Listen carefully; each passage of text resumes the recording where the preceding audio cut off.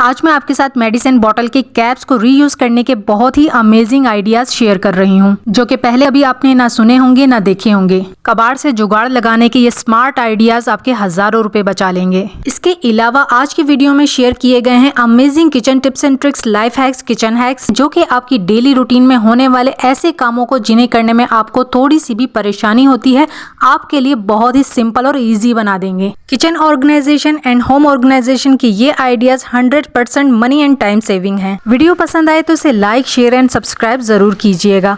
और अगर आपने मेरे चैनल को पहले से सब्सक्राइब किया हुआ है तो उसके लिए थैंक यू सो मच। तो चलें वीडियो को स्टार्ट करते हैं। अस्सलाम वालेकुम friends and welcome back to my channel tips and tricks with Hina. आज की पहली टिप की जानिब बढ़ते हैं, जो कि बहुत ज़्यादा इजी और इंस्टेंट वर्क करेगी। तो यहाँ पर मैंने टूथपेस्ट लिया है, थोड़ी ही क्वान्टिटी में हमें टूथपेस्ट चाहिए होगा। टूथपेस्ट को आपने अपने नेल्स के ऊपर अप्लाई कर लेना है। क्यों अप्लाई करना है? हम होम मेकर्स जो हैं, जितनी ज़्यादा इंपॉर्टेंस अपने घर के कामों को देते हैं, इतनी ही इंपॉर्टेंस हमें अपनी सेल्फ केयर को भी देनी चाहिए। अगर आपको भी मेरी तरह नेल्स बढ़ाने का शौक है और A to Z आपको घर के सारे काम करने पड़ते हैं, तो आपके लिए ये टिप बहुत ज़्यादा यूज़फुल रहेगी। इसको आपने अपने नेल्स पर अप्लाई कर लेना है और इससे आपकी नेल्स के ऊपर इंस्टेंट शाइनिंग आ जाएंगे, इंस्टेंट क्लीनिंग आ जाएगी, येलोनेस आ जाती है नेल्स के ऊपर, क्योंकि हमें घर के सारे ही काम करने पड़ते हैं। बर्तनों को रगड़ना, घिसना पड़ता है, झाड़ू पोछा करना पड़ता है, डस्टिंग करने पड़ता है। जिस तरह से हमारे हाथ बहुत ज़्यादा रफ एंड डल हो जाते हैं, इसी तरह से हमारे नेल्स भी बहुत ज़्यादा वीक हो जाते हैं, येलो हो जाते हैं। तो इनकी भी केयर ज़रूर करनी चाहिए। चाहे आप बढ़ाते हैं या नहीं बढ़ाते हैं, आप इस तरह से अपने नेल्स को क्लीन कर सकते हैं। जस्ट माइनर सा पेस्ट अप्लाई करें, फिर नेल्स को मसाज कर लीजिए या फिर ब्रश कर लीजिए। वॉश करने के बाद आप देखेंगे सारा पीलापन खत्म हो जाएगा, नेल्स के ऊपर इंस्टेंट शाइनिंग आ जाएगी। नेक्स्ट टिप देख लेते हैं, जो कि मनी सेविंग है। अब जैसा कि गर्मी का मौसम है, तो धूप में जाने से पहले बच्चे बड़े सभी ज़्यादातर सनग्लासेस का इस्तेमाल करते हैं। सनग्लासेस को यूज़ करने के बाद हम इसी तरह से बैग में रख लेते हैं, जिसकी वजह से इनके ऊपर बहुत ज़्यादा स्क्रैचेस पड़ जाते हैं और ये फिर ख़राब हो जाते हैं, मनी वेस्ट हो जाती है। सनग्लासेस को कवर करने के लिए पुराने सॉक्स का इस्तेमाल किया जा सकता है। सॉक्स चाहे पुराना हो या थोड़ा बहुत कहीं से फट भी गया हो, तो भी आप इसका इस्तेमाल कर सकते हैं। इस तरह से आपके सनग्लासेस के ऊपर स्क्रैचेस नहीं पड़ेंगे, ये ख़राब नहीं होंगे और इस तरह से ये महफूज रहेंगे। अब चाहे आप इनको अपने बैग में रखें या फिर पॉकेट में रखें, आपके सनग्लासेस बिल्कुल महफूज रहेंगे। सॉक्स को आप एक और तरीके से यूज़ कर सकते हैं। अगर आपके पास मोबाइल कवर नहीं है, तो आप यहाँ पर भी सॉक्स का इस्तेमाल कर सकते हैं। मोबाइल अचानक गिर जाने पर या फिर बैग में रखने पर ये सॉक्स आपके कीमती मोबाइल को ख़राब होने से बचा लेगा। नेक्स्ट टिप ये है कि ये थर्मस हमारे लिए बहुत ज़्यादा यूज़फुल होता है, क्योंकि सर्दियों में इसको हम यूज़ कर लेते हैं लिक्विडी चीज़ों को गर्म रखने के लिए, और इसी तरह से गर्मियों में इसे हम यूज़ करते हैं लिक्विडी चीज़ों को ठंडा रखने के लिए। तो काफ़ी ज़्यादा यूसेज के बाद इसके अंदर काफ़ी ज़्यादा स्मेल आना शुरू हो जाती है। एक ख़ास किस्म की स्मेल बस जाती है अच्छी तरह से वॉश कर लेने के बाद। अगर आप इसे पैक करके रख रहे हैं, तो एक दालचीनी का टुकड़ा इसके अंदर डालकर फिर इसे आप चाहे रख दीजिए, पूरा साल इस्तेमाल ना कीजिए। ये दालचीनी का टुकड़ा इसके अंदर फ्रेशनेस को बनाए रखेगा। मेरी नेक्स्ट टिप भी बहुत ज़्यादा यूज़फुल है और आपने इसे ट्राई करके ज़रूर देखना है। तो यहाँ पर मैंने एक गिलास भरकर पानी लिया है, उसके बाद मैंने यहाँ पर टूथपेस्ट लिया है। कोई भी टूथपेस्ट आप ले लीजिए और आपने इसके अंदर 1 टेबलस्पून के बराबर तकरीबन पेस्ट को ऐड करना है। अच्छे से पानी और पेस्ट को मिक्स कर लीजिए। मिक्स करने के बाद आपने लेनी है एक स्प्रे बॉटल। पानी को आपने स्प्रे बॉटल के अंदर डाल लेना है, अच्छी तरह से शेक कर लें। उसके बाद अब मैं बताती हूँ आपने इसको यूज़ कहाँ और कैसे करना है। आपने सबसे पहले फ़ैन ऑन करना है और हवा में यानी फ़ैन के नीचे आपने ये स्प्रे करना है, फ़ैन के अंदर नहीं करना है आपने ये स्प्रे में से निकलने वाले माइक्रो पार्टिकल जब आपके रूम के अंदर हवा के ज़रिए फैलेंगे, तो आप देखेंगे कि आपका रूम ठंडा हो जाएगा, आप फ्रेशनेस फील करेंगे, पॉजिटिव वाइब्स आएंगी और आपके रूम के अंदर एक प्यारी सी फ्रेगनेंस फैल जाएगी। इसी तरह से आप अपने पर्दों के ऊपर भी स्प्रे कर दीजिए। तपती गर्मी में ये स्प्रे आपके रूम को और आपके मूड को एकदम से फ्रेश कर देगा। हमारे हेयर कॉम्ब्स और हेयर ब्रशेस डेली और सबसे ज़्यादा हमारे इस्तेमाल में रहते हैं, जिसकी वजह से ये बहुत ज़्यादा ग्रीजी और डर्टी हो जाते हैं। जानबूझकर इनकी क्लीनिंग को इग्नोर करने के बजाय अगर हम थोड़ा सा टाइम निकालकर इन्हें वॉश कर लेते हैं, तो हम बहुत सी बीमारियों से बच सकते हैं, जैसा कि हेयर डैंड्रफ, हेयर लाइस और स्कैल्प पर फुंसी फोड़ों का हो जाना। इनको डीप क्लीन करने के लिए और सैनिटाइज करने के लिए एक बर्तन में पानी ले लीजिए और उसके अंदर थोड़ा सा शैम्पू या फिर डिश वॉश लिक्विड डाल दीजिए। थोड़ी देर इसको भिगो के रखना है और उसके बाद आप कपड़े धोने का ब्रश लें और उससे आप इसको क्लीन कर लें। बहुत ही आसानी से ये क्लीन हो जाएंगे। ड्राई कर लीजिए, बस थोड़ी सी तवज्जो से हमारे छोटे बड़े सारे काम आसानी से हो जाते हैं। मेरी नेक्स्ट टिप किचन क्लीनिंग और टाइम सेविंग से रिलेटेड है। चाय बनाना बज़ाहिर एक छोटा सा काम लगता है, लेकिन इस छोटे से काम को करने में भी हमारे किचन का काफ़ी ज़्यादा काम बढ़ जाता है, ख़ास तौर से बर्तन धोने का। तो जब भी मैं चाय बनाती हूँ तो चूल्हा बंद कर देने के बाद मैं चाय को 2 से 3 सेकंड के लिए छोड़ देती हूँ।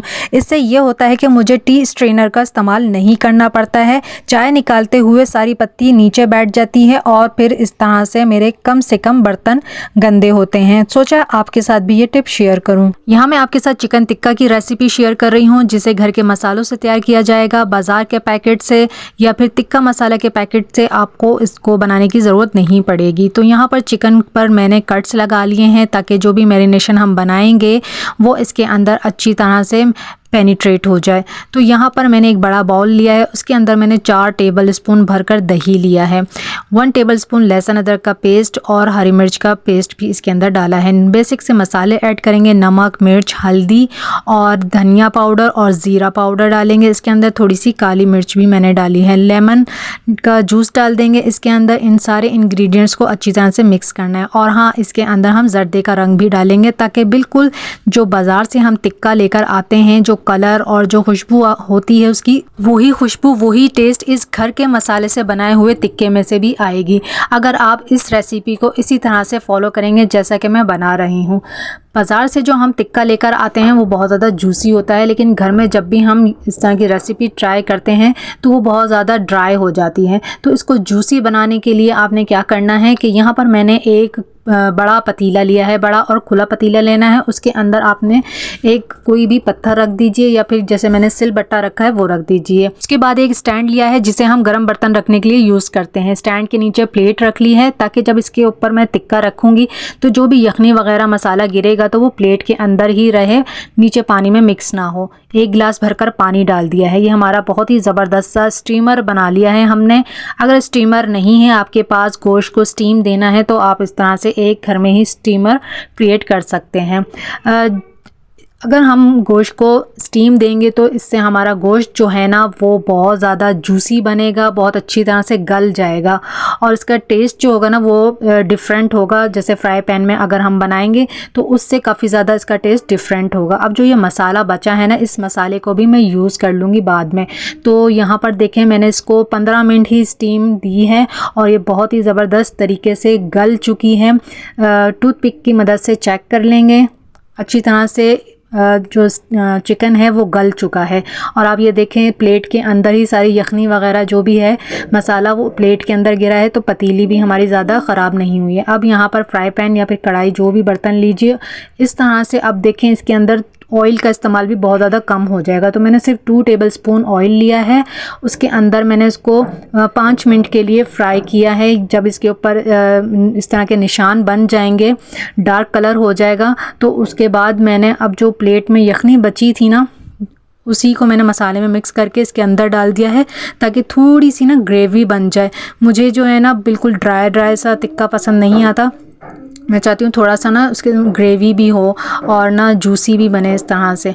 तो ये अब मैंने प्लेटर के अंदर निकाल लिया है और आपके सामने गार्निश करके दिखा रही हूँ। यहाँ पर जो है ना मैं भूल चुकी थी कि इसको मुझे दम भी देना है कोयले का। तो खैर मैंने इसको पूरा प्लेटर जब तैयार कर लिया था, सजा लिया था, तो जब याद आया फिर एंड में मैंने इसी तरह से इसको स्टीम दे दिया था। तो ये बहुत ही ज़बरदस्त सा जूसी सा और चटपटा सा टिक्का बन जाएगा हमारा घर के मसालों से। नेक्स्ट आइडिया मनी सेविंग होने के साथ साथ मेरा फेवरेट भी है। हमारे किचन का ये ख़ास इंग्रेडिएंट लौंग बहुत ज़्यादा अहमियत रखता है, बहुत ज़्यादा इसके फ़ायदे हैं। खानों में इस्तेमाल के साथ साथ इसको हम मुख्तलिफ़ चीज़ों में यूज़ करते हैं, जैसा कि हेयर डाई के लिए, दांतों के दर्द के लिए, और दालों में कीड़ा वगैरह लग जाए तो भी हम इसका इस्तेमाल करते हैं। आज मैं आपके साथ बिल्कुल न्यू टिप शेयर कर रही हूँ इस लौंग के इस्तेमाल से। तो यहाँ पर लौंग का जो टिप है ना, वो मैंने इसका जो ऊपर फूल बना होता है उसको मैंने जला लिया है। जलाने के बाद इसको ठंडा करेंगे। ठंडा करने के बाद मैं आपको बताती हूँ इसको हम कहाँ यूज़ कर सकते हैं। सकते हैं। इसे हम अपनी आईब्रो पर कलर देने के लिए यूज़ करेंगे। आईब्रो को कलर देने के लिए, शेप देने के लिए हम आईब्रो पेंसिल का इस्तेमाल करते हैं, जिससे आईब्रो के ऊपर पैच पड़ जाता है, फिर उस पैच को रिमूव करना बहुत ज़्यादा मुश्किल हो जाता है, आईब्रो के बनते हैं या फिर कलर बहुत ज़्यादा डार्क आ जाता है। लेकिन अगर आप इसको यूज़ करेंगे तो इससे ब्लैक और ब्राउन के बीच का एक बहुत प्यारा सा शेड बनेगा, बहुत अच्छी सी ब्लेंडिंग इससे हो जाती है। और इसको आप यूज़ कर सकते हैं, एक डिबिया में डालकर रख लीजिए और इसको आप अपने क्लच में या फिर बैग में रखें, और जब ज़रूरत पड़े और आपने आईब्रोज ना भी बनाई हुई हो ना, तो आप हल्का सा इससे आप शेड दे देंगे तो आपकी आईब्रो ऐसा लगेगा बनी हुई है और बिल्कुल नेचुरल कलर लगेगा। काली पतीली को साफ़ करने से रिलेटेड है। जब भी हम बर्तन के अंदर कोई भी चीज़ बॉईल करते हैं, चाहे पानी बॉईल कर रहे हो या फिर चने वगैरह बॉईल करते हैं, तो वो अंदर से काली हो जाती है। तो इसके लिए आपने क्या करना है, पानी भरना है इसके अंदर इतना जहाँ तक आपका बर्तन काला हुआ है। तो पानी भरने के बाद आपने इसको चूल्हे पर चढ़ाना है और उसके अंदर आपने ये ख़ास इंग्रेडिएंट डालना है। ये है टाटरी, जिसे सिट्रिक एसिड भी कहा जाता है, लेमन सॉल्ट भी कहा जाता है। इसका 1 चम्मच भर के आपने इस पानी के अंदर डालना है और इसे कम से कम आपने 20-30 मिनट के लिए पकाना है मीडियम फ्लेम पर। बहुत ज़्यादा तेज़ आंच पर आपने इसको नहीं पकाना है। फिर आप मैजिक देखेंगे, बर्तन का कलर ग्रेजुअली चेंज होना शुरू हो जाएगा। ना आपको बर्तन को घिसना पड़ेगा, ना रगड़ना पड़ेगा और ना ही आपको अपने हाथ थकाने पड़ेंगे। और थोड़ी देर में ही आप देखेंगे कि आपका बर्तन चांदी की तरह सफ़ेद हो जाएगा, जैसा कि आप देख रहे हैं। जब तक आप ट्राई नहीं करेंगे आपको बिलीव नहीं होगा इस ट्रिक पे। बहुत ही कमाल की टिप है, बर्तन बिल्कुल साफ़ हो जाते हैं, चमक जाते हैं। अब इसी पानी को मैंने फेंका नहीं, दूसरे बर्तन में शिफ्ट कर दिया और इस बर्तन को भी मैं इसी तरह से साफ़ कर लूँगी। और ये देखिए रिज़ल्ट, साबुन भी नहीं लगाया मैंने इसके ऊपर और बर्तन आपके सामने हैं, बिल्कुल साफ़ हो गया है, सफ़ेद हो गया है। नेक्स्ट किचन टिप देख लेते हैं। यहाँ पर मैंने एक बॉल के अंदर पानी लिया है, इसके अंदर आप आधा नींबू निचोड़ कर डाल दीजिए या फिर मेरी तरह लेमन के छिलके हैं तो सिर्फ छिलकों का भी आप इस्तेमाल कर सकते हैं। यहाँ पर मैंने अंडों को अच्छी तरह से वॉश कर लिया है। अब जब पानी गर्म हो गया तो उसके अंदर मैंने अंडे डाल दिए हैं बॉईल करने के लिए। छिलके हमने लेमन के इसलिए डाले थे, या फिर आप लेमन का जब जूस डालेंगे या फिर आप इसके अंदर विनेगर भी डाल सकते हैं। ये सिट्रिक एसिड कोई भी अगर आप इसके अंदर डालेंगे तो इसका फ़ायदा ये होगा कि जब भी हम एग्स बॉईल करते हैं तो एग्स जो हैं वो उछलते हैं और फिर वो आपस में टकराते हैं, जिससे क्रैक आ जाता है। और इस तरह से जब आप ये सिट्रिक एसिड डाल देंगे ना, तो अंडे बॉईल होते में बहुत ज़्यादा उछलेंगे नहीं और इस पर क्रैक नहीं पड़ेगा। नेक्स्ट आइडिया देख लेते हैं जो कि मनी सेविंग है, स्पेस सेविंग है। तो यहाँ आप देख सकते हैं मेरे पास एक बंद बिस्तर है, काफ़ी ज़्यादा मोटा है, सर्दियाँ जा चुकी हैं, ये यूज़ में भी नहीं हो रहा है, स्पेस भी काफ़ी ज़्यादा लेता है और इसको रखने का भी काफ़ी ज़्यादा प्रॉब्लम होता है अगर घर छोटे हों तो इस मैंने क्या किया कि इसको मैंने फोल्ड कर लिया अच्छी तरह से। अब यहाँ पर मैंने एक पुराना दुपट्टा लिया है, आपने ऐसा दुपट्टा इस्तेमाल करना है जो कहीं ना कहीं से फटा हुआ हो या आपके यूज़ में ना हो। तो यहाँ पर मैंने दुपट्टे को फैला लिया और जो बंद बिस्तर था उसको मैंने रोल कर दिया इस दुपट्टे के अंदर। बहुत ही इजी तरीका है, सिंपल सी ट्रिक है। और उसके बाद मैंने ये एक डोरी ली है, डोरी को मैंने इसके एंड्स पर इस तरह से बांध दिया है, दोनों साइड पर मैं डोरी बांध दूंगी। डोरी बांधने के बाद अब ये हमारा बहुत ही खूबसूरत सा और बहुत ही सिंपल तरीके से बन जाने वाला गोल तकिया बनकर तैयार हो चुका है। अब देखें इससे हमारे 3 मसले हल हो गए। एक तो हमारा पुराना दुपट्टा रीयूज हो गया, बंद बिस्तर की जगह नहीं थी रखने की, उसको भी एक स्पेस मिल गई और एक नई और खूबसूरत सी चीज़ बनकर तैयार हो गई है। गोल तकिया बन गया है जो हमारी कमर सीधी करने के काम आएगा, टेकने यानी आराम करने के काम आएगा। अब जो इसके साइड में दुपट्टा निकला हुआ था ना, इसको भी मैंने फोल्ड कर दिया और ये देखिए इसकी लुक कितना प्यारा लग रहा है। अब इसी तरह से ये मेरा पहले का बना हुआ है लेकिन इसका कवर नहीं है, तो चलें जी इसके ऊपर भी मैंने एक दुपट्टा चढ़ाकर एक और गोल तकिया बना लिया। तो ये आइडिया कैसा था मुझे ज़रूर बताइएगा। नेक्स्ट टिप देख लेते हैं जो कि न्यू टिप है, स्मार्ट आइडिया है और आपकी मनी सेविंग कराएगा। तो यहाँ पर मेडिसिन की खाली बॉटल मेरे पास मौजूद है, बच्चों के सिरप वगैरह की जो बॉटल होती है उसके ऊपर एक रिंग लगा होता है, इस रिंग को मैं कट करके निकाल लूँगी। इस रिंग को एक राउंड शेप दे देंगे। अब इसके बाद हमें एक फ्लावर चाहिए होगा, कोई भी फ्लावर आप रीयूज़ कर सकते हैं। बच्चों के क्लिप्स टूट जाते हैं उसका फ्लावर भी हो सकता है, इयररिंग कोई टूट गया है उसका फ्लावर भी आप ले सकते हैं। ये प्लास्टिक का फ्लावर है, इसको मैं पीछे से गर्म कर लूँगी करूँगी तो ये हल्का सा मेल्ट हो जाएगा। उसके बाद मैं इस रिंग के ऊपर इसको पेस्ट करके रखूँगी थोड़ी देर, तो ये चिपक जाएगा इसके साथ। और अगर आपके पास ग्लू गन है तो आप उससे भी इस फ्लावर को पेस्ट कर सकते हैं। ये हमारी बहुत ही ब्यूटीफुल सी DIY रिंग बन गई है जो कि बहुत ही खूबसूरत लग रही है। इस तरह से आप बच्चों के लिए बहुत सारी रिंग्स बना सकते हैं क्योंकि बच्चों के साइज़ की रिंग मिलना बहुत ज़्यादा मुश्किल हो जाता है। नेक्स्ट आइडिया देख लेते हैं। बहुत ही कमाल का आइडिया है ये भी।